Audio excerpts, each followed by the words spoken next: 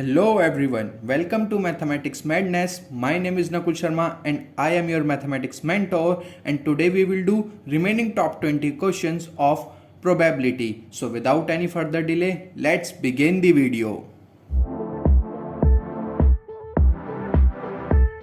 Question number 11. A missing helicopter is reported to have crashed somewhere in the rectangular region. What is the probability that it crashed inside the lake shown in figure? अब देखो, ये एक reason है, rectangular reason. यहाँ कहीं helicopter crash हुआ. अब हमें बताना है कि क्या प्रोबेबिलिटी है कि वो लेक में क्रैश हुआ होगा. अब देखो, अगर हेलीकॉप्टर इस एरिया में आके क्रैश होएगा तो वो यहाँ गिरेगा या फिर यहाँ कहीं भी, तो वो उसके एरिया के अंदर गिरेगा, तो रेक्टेंगल के एरिया के अंदर आके गिरेगा वो. तो इस क्वेश्चन में अब हमें फाइंड करना है कि क्या प्रोबेबिलिटी है कि वो लेक के अंदर आके गिरे. तो देखो, सबसे पहले हमें एरिया फाइंड करना होगा, इस रेक्टेंगल का भी और इस लेक का भी, ताकि हम ये फाइंड कर सकें कि क्या प्रोबेबिलिटी है वो लेक में गिरने की. तो देखो, एरिया ऑफ रेक्टेंगल कितना होगा, साइड 9 इंटू 4.5, तो ये हुआ 10. 81/2, दैट इज 40.5 किलोमीटर स्क्वायर. कि ये एरिया है रेक्टेंगल का, कि ये टोटल एरिया है इतना. ठीक है, अब हम फाइंड कर लेंगे एरिया ऑफ लेक. इसके लिए हमें लेक की साइड पता होनी चाहिए. तो देखो, ये पूरी साइड है 4.5 किलोमीटर की और ये पोर्शन है 2 किलोमीटर का, तो ये बचा हुआ पोर्शन कितने का होगा, 2.5 किलोमीटर का. ऐसे ही पूरी साइड है 9 किलोमीटर की और ये वाली साइड 6 किलोमीटर, तो रिमेनिंग कितने की होगी, 3 किलोमीटर की. तो एरिया ऑफ लेक आएगा 3 इंटू 2.5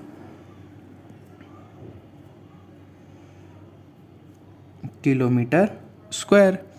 तो प्रोबेबिलिटी लेक में गिरने की क्या होगी, area of lake upon area of rectangle.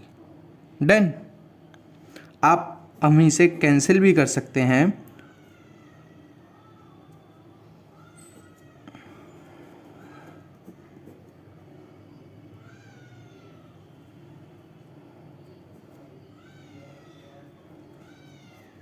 तो ये आएगी 5/27. डन. Question number 12. अब क्वेश्चन नंबर 12 एकदम सेम है क्वेश्चन नंबर 11 की तरह. अब हमें बताना है, देखो, suppose you drop a die at random on rectangular region, what is probability that it will land inside the circle with diameter 1 metre. तो अब की बार हमें क्या फाइंड करना है, अब की बार हमें फाइंड करना है कि वो डाई इस सर्कुलर रीजन में गिरा होगा, इसकी क्या प्रोबेबिलिटी है. तो एरिया ऑफ रेक्टेंगल पहले हम फाइंड करेंगे, जो है 3 इंटू 2, दैट इज 6. उसके बाद एरिया ऑफ सर्कल फाइंड करेंगे, जो अगर देखो डायमीटर 1 है तो रेडियस कितनी होगी, हाफ, तो पाई इंटू हाफ. तो प्रोबेबिलिटी कि वो सर्कल में गिरे वो कितनी हो गई, π/4 divided by 6, that is π/24. Done. Now question number 13. 12 defective pens are accidentally mixed with 132 good ones. कि 132 गुड पेन थे, उनके अंदर गलती से 12 डिफेक्टिव पेन मिक्स हो गए. तो देखो, तो टोटल पेन कितने हो गए,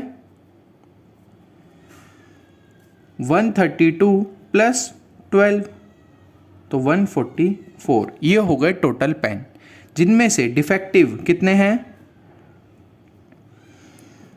12, और गुड वन कितने हैं,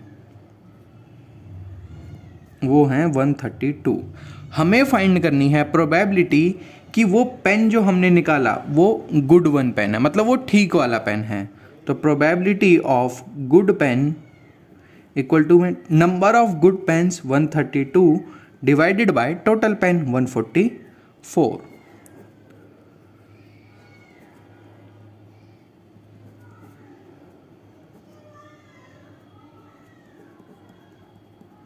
तो ये आई प्रोबेबिलिटी कि अगर हम एक पेन लें तो वो गुड वन होगा। Question number 14,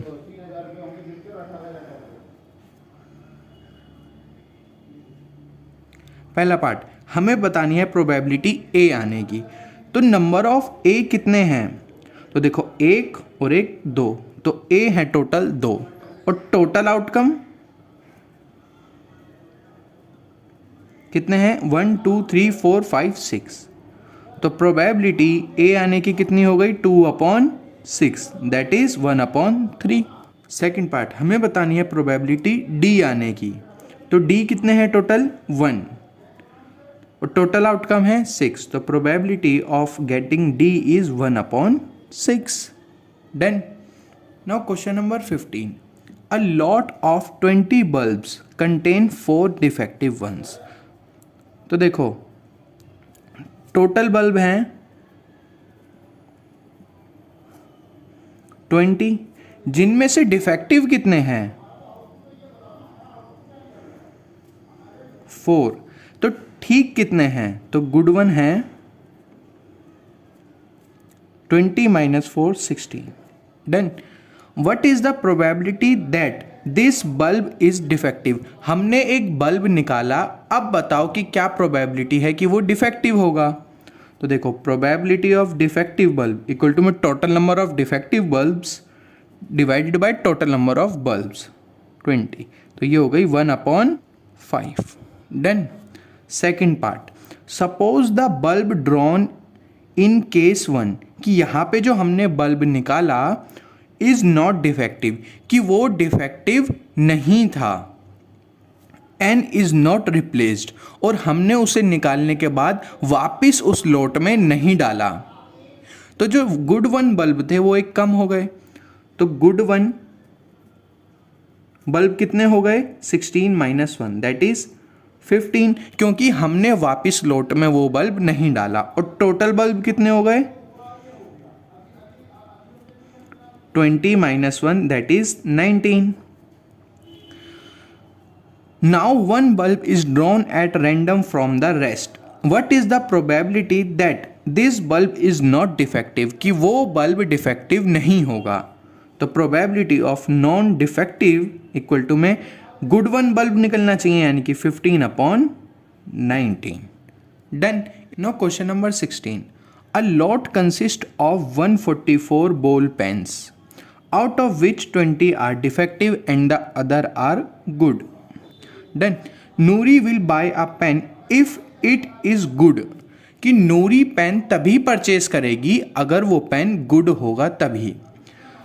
what is the probability that she will buy it. तो देखो टोटल पेन कितने हैं? 144 और डिफेक्टिव कितने हैं? 20। तो नॉट डिफेक्टिव कितने हैं? 144 - 20 यानी कि 124। 124 पेन एकदम ठीक है। शी विल बाय इट, वो पेन परचेज कब करेगी? जब वो डिफेक्टिव नहीं होगा। तो फर्स्ट पार्ट में आएगा probability that she will buy, कितनी होगी? कि अगर वो पेन नॉन डिफेक्टिव हुआ तो वो परचेज उसे करेगी। और सेकंड पार्ट में she will not buy it, not buy. तो टोटल पेन में से डिफेक्टिव कितने थे? 20 थे ना। अगर उसके पास एक डिफेक्टिव पेन आया तो वो उसे परचेज नहीं करेगी। तो 20/144। Done. Now question number 17, a die is thrown twice, what is the probability that 5 will not come up either time, and second part 5 will come up at least once. तो जब भी एक डाइस को 2 बार थ्रो किया जाता है या फिर 2 डाइस को साइमल्टेनियसली थ्रो किया जाता है तो टोटल आउटकम होते हैं 36। डन। अब पहले पार्ट में क्या पूछा है? 5 will not come up either, कि 5 नहीं आना चाहिए। तो देखो 5 कितने केसेस में आएगा? 1 5, 2 5, 3 5, 4 5, 5 6 5 और 5 1 5 2 5 3 5 4 और 5 6। तो ये टोटल कितने हैं?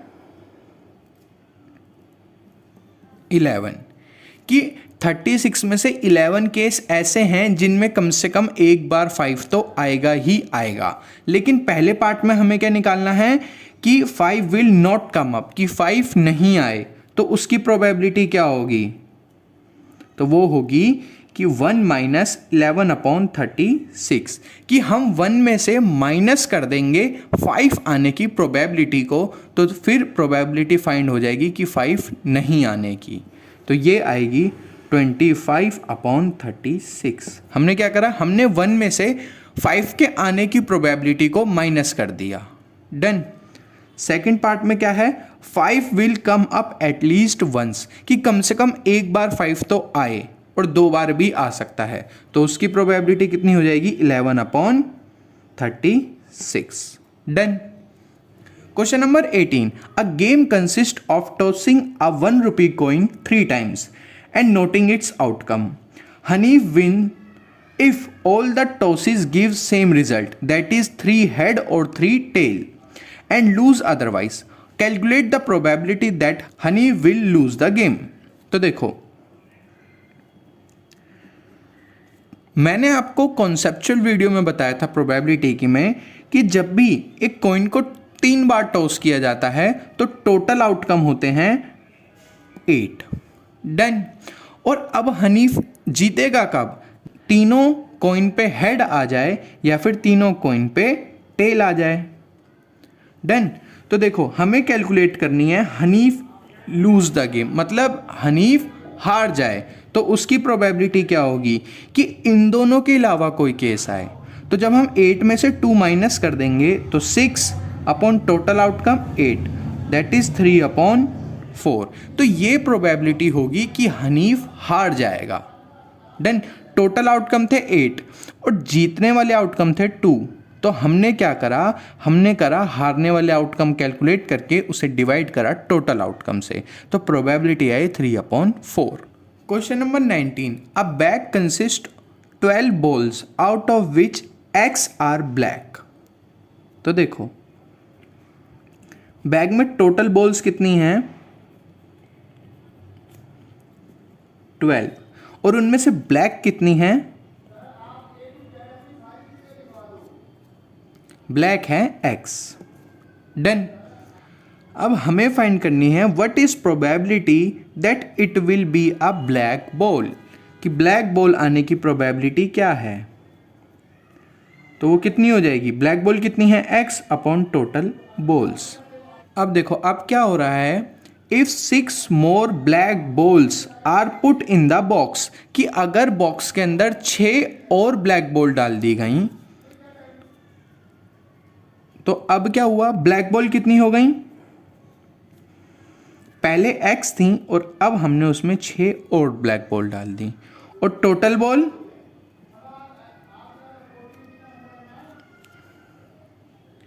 टोटल बॉल्स भी हो जाएंगी 12 + 6, दैट इज 18।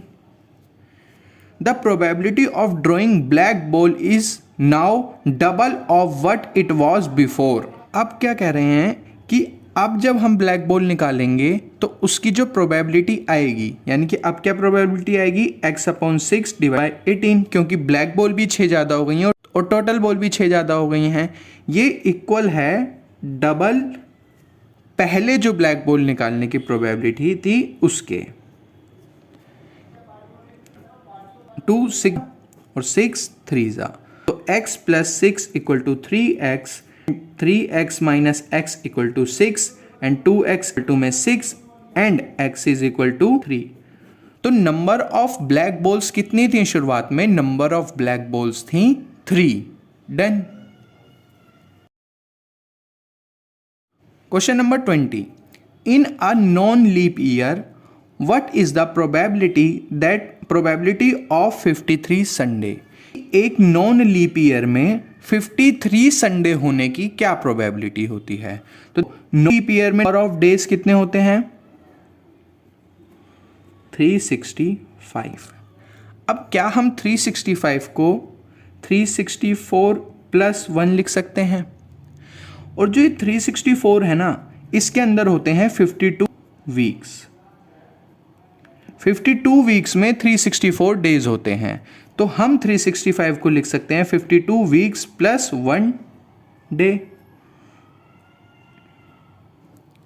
देन अब देखो 52 वीक्स में एक संडे तो गारंटीड आएगा ही आएगा, और बचा हुआ एक दिन, ये जो एक दिन बच जाएगा, अगर ये संडे हुआ तो टोटल नंबर ऑफ संडेज 53 हो जाएंगे, और अगर ये बचा हुआ एक दिन संडे नहीं हुआ तो ये 53 संडेज नहीं होंगे।